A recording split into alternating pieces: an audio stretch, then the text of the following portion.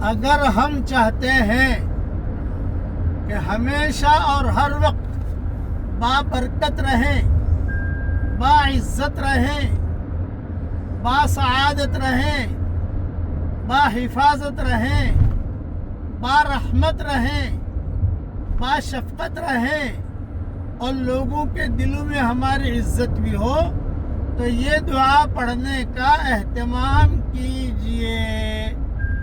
اس دعا میں حضرت عیسیٰ علیہ السلام کا نور ہے محمدی مہر کے ساتھ۔ پڑھیے میرے ساتھ، اللہم اجعلنا